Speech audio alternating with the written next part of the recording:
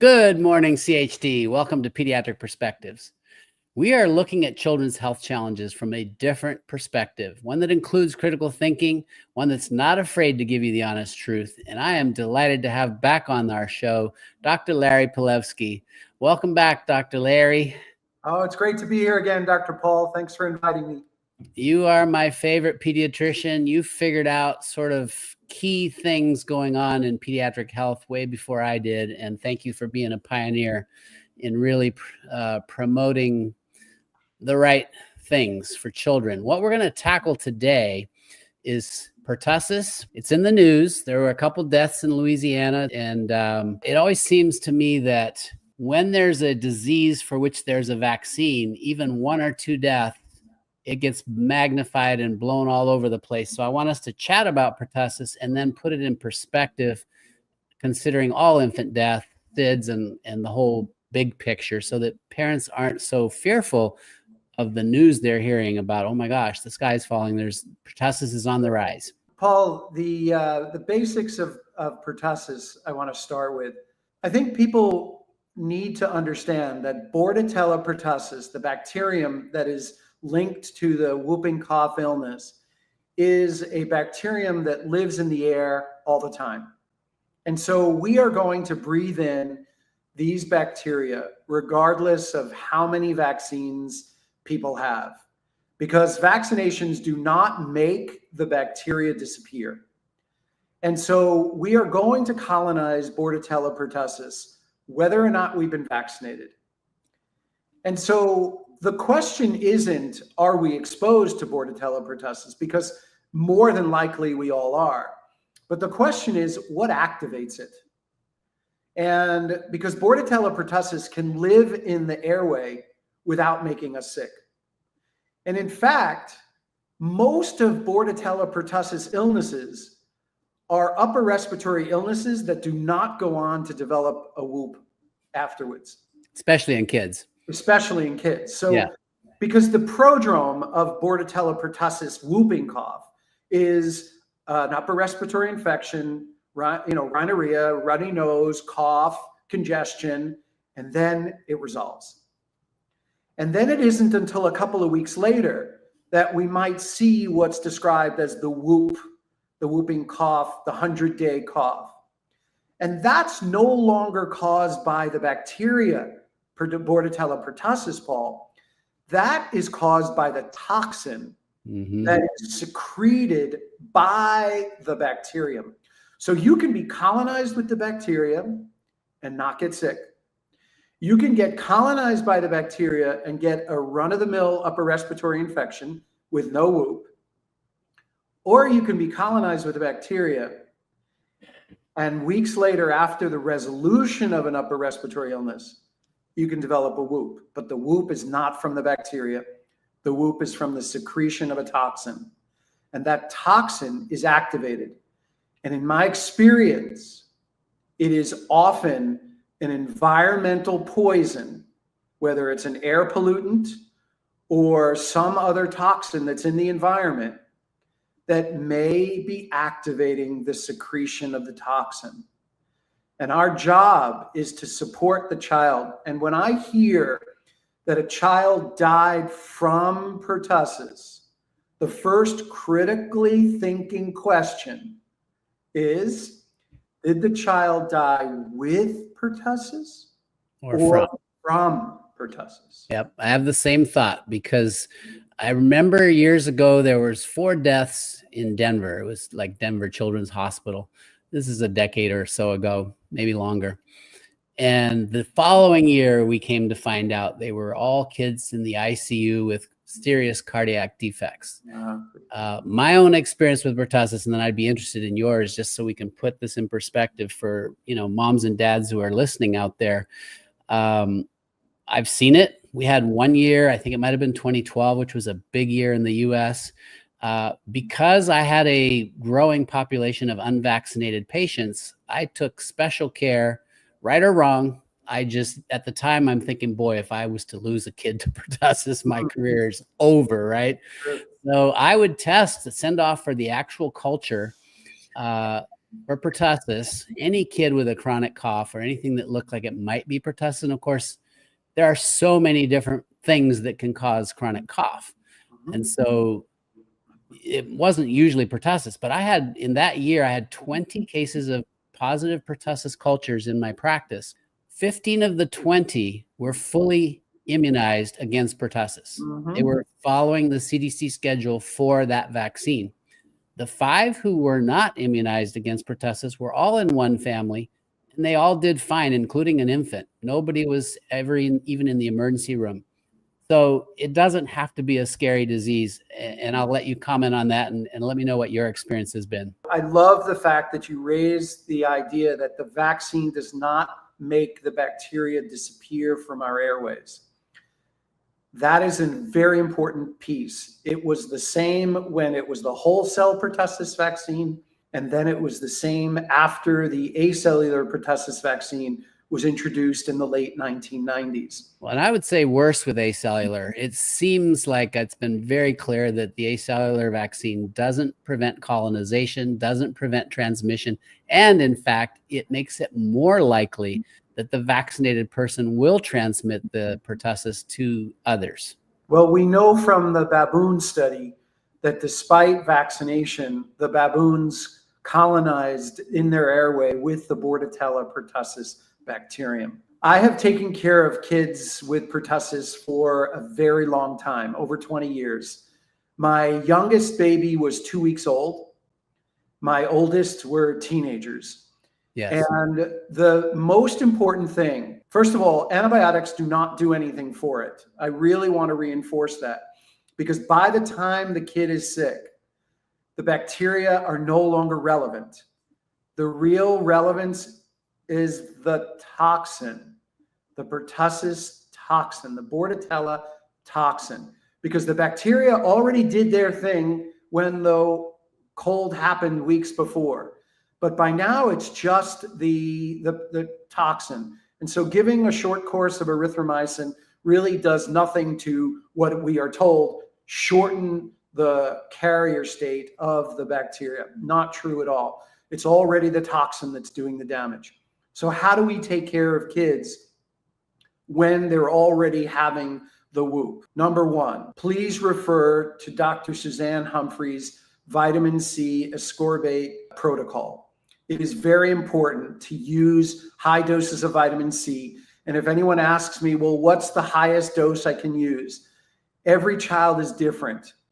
The dose that's tolerable will be the dose that doesn't cause belly pain or diarrhea. If you've gotten to the point where there's belly pain or diarrhea, you've gone further than the child can tolerate the dose. It's fairly surprising for most people if you are dealing with an actual case of pertussis and your kid's struggling to breathe at all. The vitamin C orally is given frequently, right? I mean, as often as every hour or two. Yeah. The other thing is, and you know, Paul, I work very closely with diet.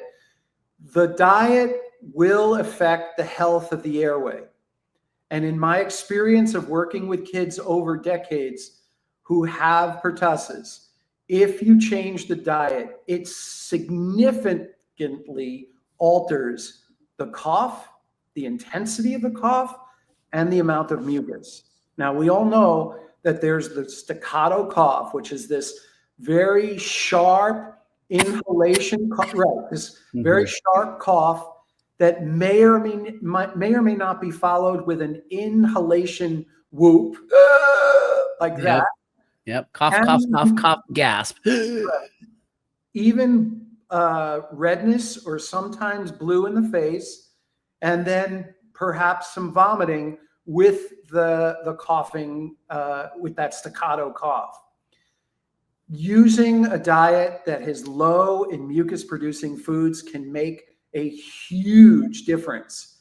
And so when I remove from these kids all of their milk, all of their cheese, all of their yogurt, all of their ice cream, all of their sugar, even fruit, all of their processed foods, it is remarkable, Paul, how quickly the cough lightens up. And as you know, modern medicine tells you that your illness has nothing to do or your symptom severity has nothing to do with diet.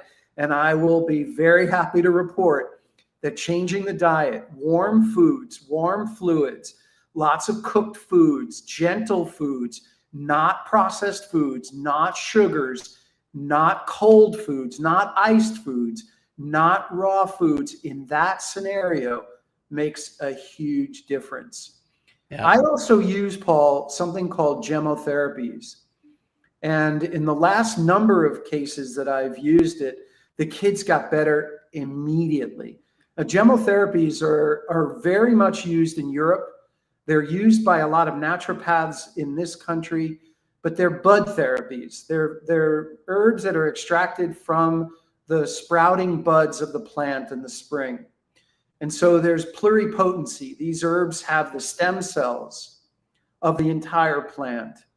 And there's a direct number of herbs that I use. One is called black currant, which is Latin Ribes nigrum. Another one is hornbeam, which is Carpinus betulus. Another one is wayfaring tree, which is Viburnum lentana. Another one is dog rose, which is Rosa canina, which is rose hips. And the last one is called sweet chestnut, which is called Castanea vesca.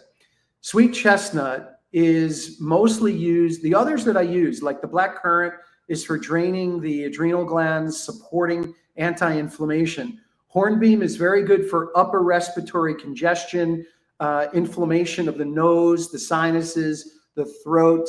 Viburnum lantana, or wayfaring tree, is really good for deep chest coughs. It works really well in asthma and moving the mucus. Dog rose is a great supportive herb that helps to heal the lining of the airway.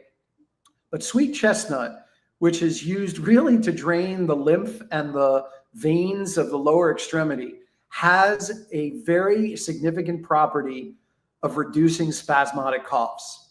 And when I first had COVID and that hacking dry cough, I used sweet chestnut and it worked immediately.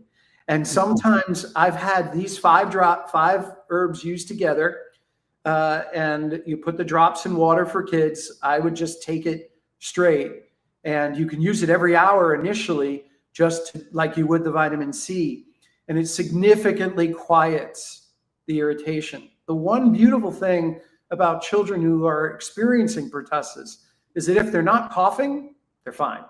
Right. You really don't see any health issues. They look great until they're having one of those coughing episodes. Correct. But it's really important that the diet is changed. You will change the course of the airway inflammation immediately.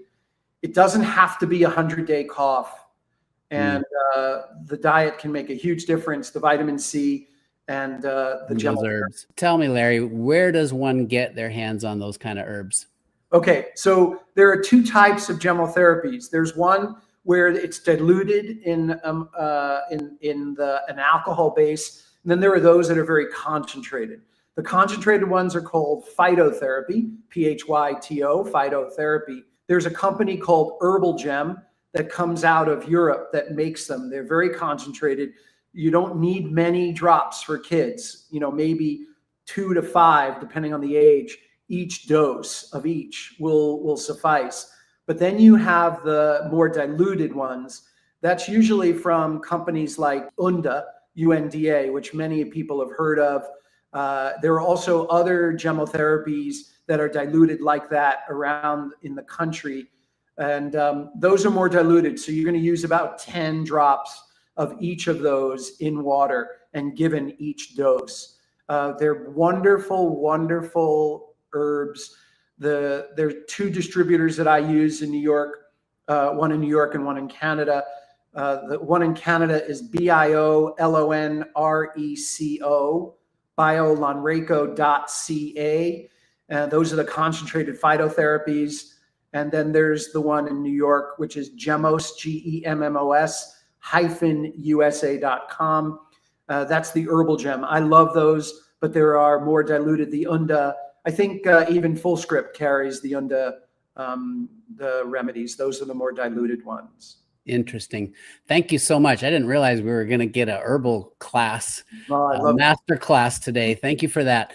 I want to go back to remind our audience about pertussis, because you're hearing it in the news. Larry made something very, very important, and that is you may die, but not from the disease necessarily. And how many kids are dying? Not that many. So we have an average of about, I've done the math over the last couple of decades, it's about 4 kids per year. We have about 4 million births per year. So the actual death rate in infants, if it's even from pertussis, it may just be with pertussis, is 1 in a million. This is not a common thing. I mean, you and I have not had any trouble taking care of kids with pertussis. Oh, no, not at all. Not at all. Now you compare that to what's happening to infant deaths in general, and why are infants dying? I stumbled on this old article. It was fascinating. When they looked at whooping cough deaths from 1838 to 1952, pre-vaccine era, they were 99% gone before the vaccine was introduced. Sure. And then it was when they introduced the Tdap in 1991 and the Tdap, well, DTAP and Tdap, you saw increasingly more outbreaks of pertussis. I mean, it's gotten worse, not better with the vaccines. Right. It reminded me of one thing. I found an old article that showed that in the past, pre-vaccine, moms all had pertussis, and they were giving that protection to their unborn child naturally. Correct. So the deaths from pertussis were not common in infancy. They were more common later in childhood. Correct. We have upset that whole process because now we've vaccinated all the moms and they're not transmitting protection to their infants. Correct. And so now we have most of the mortality happening in the 1 and under. So Paul, I want to reiterate so many important points about what you just said. Main one is the vaccine does not stop colonization of the bacteria in the airways, and the vaccine does not stop you from transmitting it to others or from others transmitting it to you. Before 1998, the predominant vaccine that was used was DPT, diphtheria, whole cell pertussis, and tetanus. In the 1980s, there was a book written called DPT, A Shot in the Dark, by Barbara Loe Fisher and Harris Coulter. And Barbara experienced in 1982 encephalitis, a neurological damage to her 2-year-old boy with shock at the time. And there were many kids who were developing neurological damage from the whole cell pertussis. And it took until 1998 for the medical community to say, well, maybe you're right. And so many years worth of damage was done to children. And after 1962, we started to see a very large rise in sudden infant death syndrome. And sudden infant death syndrome is a modern industrial phenomenon. It is not a 19th century, 18th century phenomenon. Children have been sleeping on their bellies for centuries. And sudden infant death syndrome was not a concern in the communities around the world. But by the early 1990s, after seeing almost 30 years of sudden infant death syndrome, the authorities developed the Back to Sleep program in 1992 because they said that we're going to reverse SIDS by putting babies on their backs to sleep. Now, Paul, you and I, as critical thinkers, would step back and say, I don't know, Dr. Thomas, babies have been sleeping on their bellies for centuries, and there has not been sudden infant death syndrome. Why all of a sudden is there sudden infant death syndrome? Well, they didn't ask that question. Right. All they did was say, well, all these emergency medical technicians, paramedics are hearing the story that parents, babysitters, grandparents found the baby on the belly, not breathing. And so therefore they blamed it on the belly. And I remember in the mid-90s, there were pediatricians who had figured out that the flame retardants in the mattresses were causing the babies to stop breathing, the off-gassing of the chemical. Yeah, I remember that. And so the pediatricians were putting vinyl coverings around the mattresses, and they were seeing a reduced incidence of sudden infant death syndrome in their practices. And they would bring this information into the American Academy of Pediatric conferences. And what would happen to them, Paul? They'd get thrown out. So that was one very legitimate etiology of sudden infant death syndrome. But the biggest one that to this day cannot be acknowledged is the role that vaccines play. Yeah. And I think it's really important, Paul, for all of us to point out that your pediatrician will demonstrate a graph showing the drop in sudden infant death syndrome after 1992, after the Back to Sleep program. But what they don't tell you is that infant mortality rates did not go down with it. Exactly. Which means they changed the name of the death to something else. So it was no longer categorized as SIDS. So they artificially lowered the SIDS death and made you believe that babies were not dying of SIDS anymore, but they were still dying. They were calling it something else. So what happened after we put babies on their backs? Well, what does a cockroach do, Paul, when you kick it over on its back? It flails. What do babies do when you put them on their back? They flail. So what do people do? They swaddle them. And what did we start to see in babies after they were swaddled? Motor delays, because babies weren't moving to generate voluntary movements, tone, balance, coordination, and strength. Yeah. And so there's a lot to weed out in there, but I'll stop there. Yeah, I'd like to unpack that sudden infant death and then what they call SUID, sudden unexpected infant deaths. They added suffocation and strangulation, and the tragedy here is the magnitude of infant deaths in this country is horrific. 2022, the year we have the latest data, it was over 20,000 infant deaths. Now, SIDS only gets blamed for 1,529 of those deaths, but 3,700 were this SUID, sudden unexpected infant deaths. And what is so tragic, and we've done, you know, my partner Dee and I have coached families who've lost a child suddenly like this, an infant, and the parents often get blamed.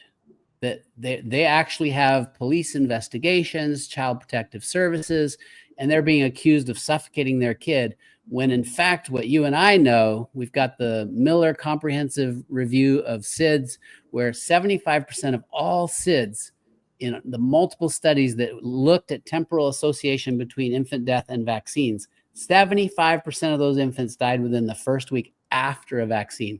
None are dying in the week before vaccines.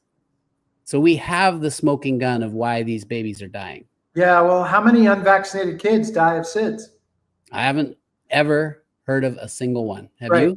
No, I mean, I'm sure there are, right? Because there's always some. Sure, I mean, tragedies happen, right? But the other thing is that how many of those kids who died of sudden unexpected death or SIDS or suffocation or strangulation were on their backs? They were, right? Because parents are so afraid to put their kids on their bellies. And most of these kids are on their backs. And so the thing is, the most important take-home lesson here is, despite the Back to Sleep program, the infant mortality rate in this country has gone up.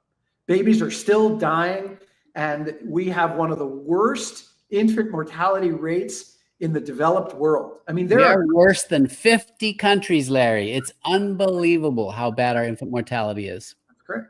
All right.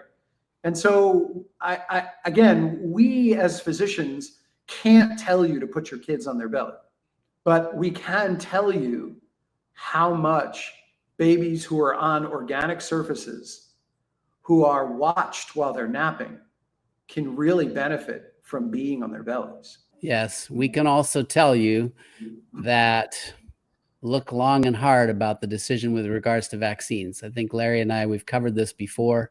My new book, Vax Facts, covers this in detail. Consider it your informed consent book. You are taking serious risks when you vaccinate. You are taking minimal risk when you choose not to, right? So people always hear in the news, oh, another child death from pertussis. We got to rush out and do what? Vaccinate? No, that's what increases your risk magnitudes, right? Because remember, Paul, no one will ever talk about primary or secondary vaccine failure. We are always believing that if you're vaccinated, you are immune. And I can't tell you how much that needs to be teased out, because just because you're vaccinated does not automatically make you immune or protected. Yeah. Certainly with the pertussis vaccine, remember, the bacteria are in the air. We're going to colonize regardless of whether we're vaccinated. We're going to exhale it to other people. We're going to inhale it from other people. And exposure to Bordetella pertussis bacterium does not guarantee illness. And again, most illnesses from Bordetella pertussis are not whooping cough. They're just colds. And it is the unvaccinated with a robust immune system, especially if they're eating Larry Palevsky style, right? So get rid of the dairy. We're eating organic. We're eating real food. The immune system is going to handle it fine. Yeah, the pertussis vaccine in particular, this acellular pertussis, has been a humongous failure. You are much more likely, I think it's 4 to 5 times more likely, or maybe it's 4 to 5 pertussis infections in your lifetime if you're vaccinated as opposed to not. Well, yeah, we do know, Paul, that vaccination does increase the likelihood of not only getting that infection, but coming down with other more serious infections as well. And there's no study, and I think Physicians for Informed Consent just put out a paper or a mini book on the fact that no disease has ever been prevented by a vaccine, that the illness has never been prevented sufficiently by vaccination, which I think is the real truth. I'm very happy to see that they put that out. Yeah, it's a great book. I don't know if it's available yet for the public, but Right. It's coming very soon. I took a read through that, physiciansforinformedconsent.org, and they've got a new book out on vaccines. Absolutely a great read. Well, thank you, Larry. I just love chatting with you. I want you to have just the final word for our viewers, what they should just hone in on with regards to pertussis and whether or not they need to be worried about it, what they should do. Okay, so remember that exposure is more than likely happening to all of us, and exposure to the Bordetella pertussis does not equate to illness. All Bordetella pertussis illnesses do not end in whooping cough. The vaccine does not prevent you from colonizing. By the time you do have whooping cough as an illness with the whoop, the bacteria are long gone. The issue is the toxin. You can help with your airway by making sure that the foods that we eat are not creating inflammation in the airway. So really lower the mucus producing foods, increase your vitamin C, go to Suzanne Humphrey's vitamin C protocol, use the chemotherapies that I talked about before, lie low, really rest. This is not a deadly illness. Our job is to maintain and support a healthy immune system. We can do that by really good diet and a good environment. Thanks, Paul. That's perfect, Larry. And I would just add, if you are pregnant, your OBGYN might be trying to encourage you to get the Tdap. That's one of the vaccines they're now doing during pregnancy routinely. That has a lot of aluminum, tons of problems with increased miscarriage. It does not protect your baby well. In fact, it sets your baby up in other ways that are negative. So our opinions are our own. They are not necessarily the opinions of CHD, and I am not licensed. I'm not giving medical advice, just information. Thank you for watching. I'm Dr. Paul, and I look forward to seeing you next week.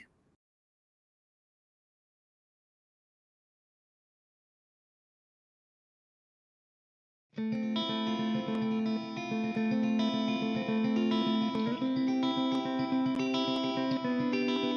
this is Alexis Wolf, and I'm Tracy Wolf. And this is my wonderful boyfriend, Andy Weeman. Except, my last name is Weeman. Well, thank you for being part of it. Sure, of course. So let's hear your story. He's going to tell your story. Well, when she was 13 years old, we were going to, I took her to the doctor for a well checkup, and they recommended that she get the Gardasil vaccine. And she had been diagnosed with diabetes a year before, and they told me that now she had diabetes and a weaker immune system. It was imperative that she got every vaccine that came out. And I was scared, I didn't know, and so I agreed to it. And she was going to go to Germany that summer by herself with her grandfather and spend 4 weeks out there. And so she ended up, she was okay. She went to Germany, and I was afraid that she was going to be so shy and not be able to ask for juice or something if she needed it. But she did really good.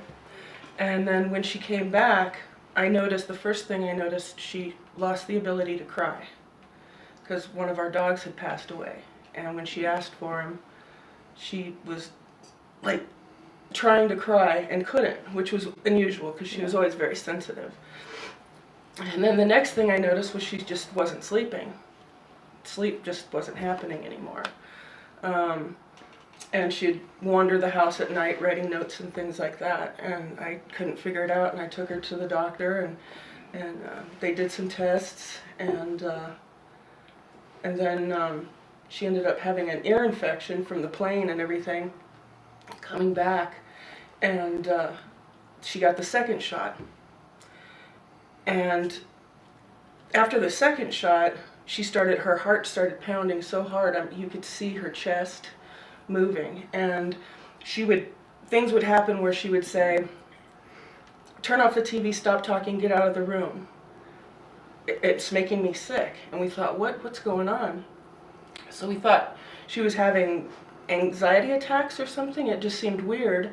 And so I took her back to the doctor, and she sent us to a couple of specialists, a gastroenterologist and a cardiologist, and she wore a heart monitor for 2 days, and they determined that her heart rate was high, but they didn't think anything of it, and sent her back to school. That school year, she was an honor roll student the year before, and then so she goes back to school 8th grade year, and she can't concentrate. She isn't retaining anything, and she's constantly wanting to go to the nurse, and the teachers were getting angry, and she was also, at this point, she had started throwing up when that thing would happen, when the voices made her sick and the faces made her sick. And so then she, at school, they were keeping a trash can next to her and stuff in case she had to throw up, and they thought she was doing it for attention. And her personality just totally changed. She went from a very shy child to someone who thought everybody was her friend, and kids were making fun of her at school. They were having her kiss boys and stuff, and it was just crazy, absolutely crazy. She had changed 100%. She was running out of the house at night. She was telling people that she wanted to be adopted, that she hated her family. It was just crazy. I was beside myself. I had no idea. We go back to the doctor, and every time we'd see another specialist, and it was nothing. Here, take some antacids. And then at one point we went back to her endocrinologist, and she said, well, sometimes teenagers get tired of having diabetes and they act out. And I said, I really don't think that that's this at all. But she said, I want you to see the in-house psychiatrist or therapist or whatever. I said, okay, fine. So we come back to do that, and she talks to us for the first session, and then we come back for the second session, and she takes Alexis aside and talks to her by herself, and then I come in the room, and the doctor proceeds to tell me that she believes that her grandfather molested her when she was in Germany, and that's why she's acting out. And she said, if he was in this country, I would have already called the authorities, but since he's in Germany, it's up to you. And I couldn't believe it. I could not believe it. And she was telling me, no, nothing happened. And it was just, I had no idea what was going on. It was just insane. And so, of course, after that doctor, it was in the notes that they believed she had been molested, and I was a mother in denial. So every doctor after that saw those notes, and that's what they thought. So then, at this point, I'm like, could it have been the shot? And the doctor said, no, the shot couldn't have done this. Because I'm thinking, what in the world changed? And what she's only happened? had 2, God forbid. Yeah, she's had 2. And so they kept telling me, no, it's not, but you have to have the 3rd, otherwise, things might go wrong. So I'm like, all right, so in January of 2007, she got the 3rd shot. Within 2 weeks, she was hospitalized. And she remained hospitalized for 8 solid months. 6 months here at the UNM hospital, and they did tons of tests on her, 2 spinal taps. They took tissue from her leg. Now, why was she hospitalized? What was happening? Because she was throwing up so much, and she wasn't sleeping. And they all kept telling me it's behavioral. It's behavioral. Because at one point, right before she was actually hospitalized, she was put into children's psychiatric. And that was horrible. That was absolutely horrible. They treated her like an animal. She wasn't allowed to talk to anybody else. She couldn't go only up and down the hall. And she was, like I said, she was throwing up at the time. Nobody recognized it as seizures. Nobody knew at that point. And so they gave her a bucket because they thought she was doing it on purpose. And they said, throw up in the bucket and you don't get anything else to eat. Well, she was there for 3 days, and they called me, and they said, we just witnessed something very disturbing. And I said, what's that? And they said, she's eating the vomit out of her bucket. Because she was so hungry, but nothing was staying down. And I was just blown away. And so then they wanted to put her on Risperdal or something, some other drug. They were pumping her off all kinds of drugs. And then the next day they called and said, she's okay to come home. And I picked her up. She threw up in the car on the way home. She ate and threw up everything. And that night she didn't sleep. So I'm calling the doctors begging, please, help. And they wouldn't do anything. And so finally I called her pediatrician. And she pulled some strings and got her into a different children's psychiatric unit, which was wonderful. They were really, really good. And from there, she was admitted into the hospital, where they were doing all kinds of tests trying to figure it out. Upon the first EEG, that's when they discovered she was having seizures, which nobody had ever mentioned anything about that before, because they didn't look like your typical seizure. We hear this a lot with the Gardasil seizures. Yeah, see, she's kind of having a little one right now. And they change all the time from severity. They can be, very small ones like this to full-on grand mal seizures. They, and there's no pattern to them, rhyme or reason. They can happen. She can have up to 20 a day, over 20 a day. So,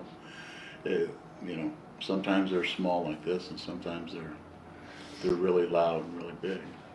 Tell me how before this whole Gardasil nightmare, what kind of a girl was she? What did she love to do? Oh, she was sweet as can be. Like I said, very shy. She loved to swim, go on the trampoline, hang out with friends. She was really active and loved life. Sweet little kid, wonderful. And I mean, she still is. The craziness and everything is behind us. It's like he said, it's changing all the time. So she doesn't have that crazy behavior or anything now, but what a awful way to be treated. She's been so...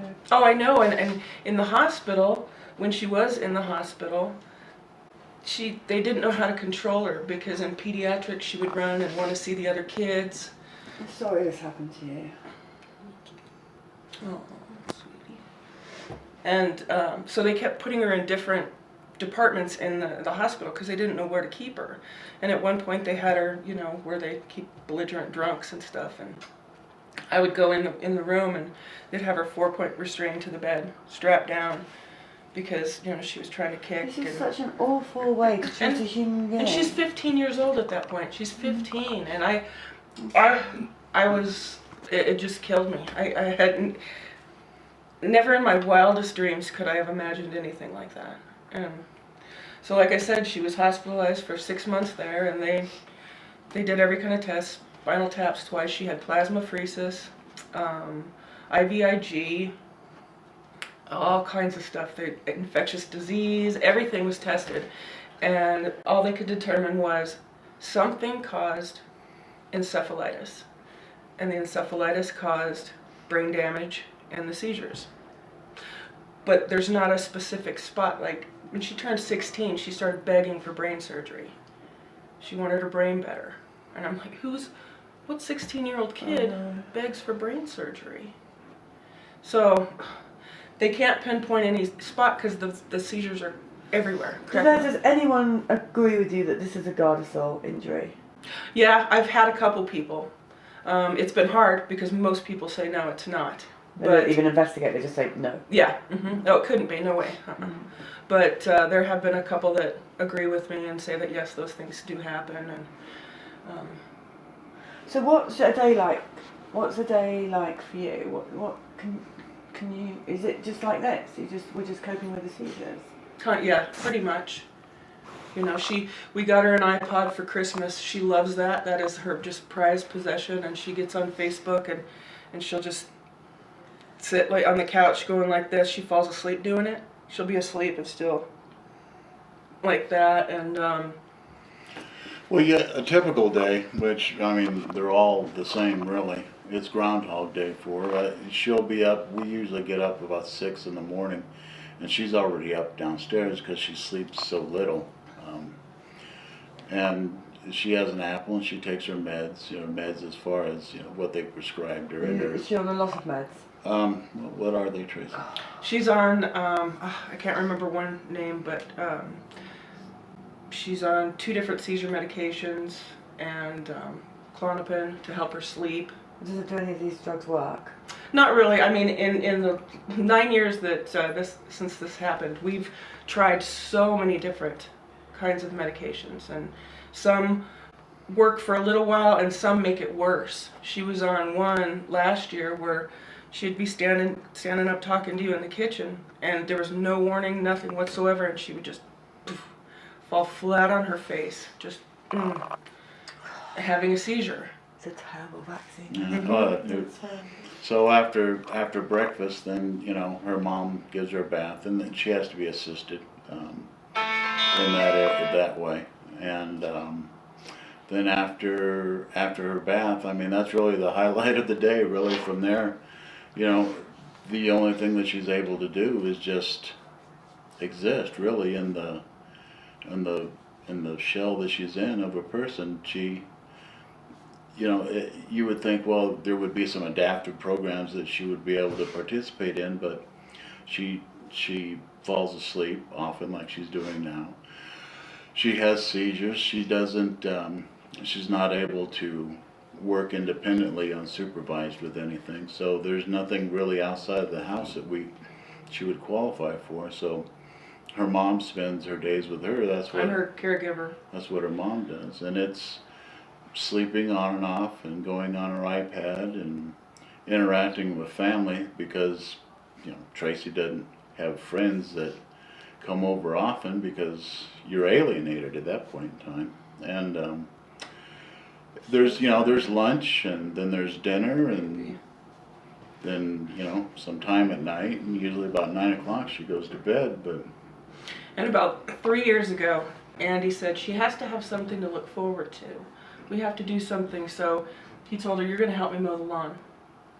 And so he took her out there. And the first time was kind of funny because she was like, I don't want to do this.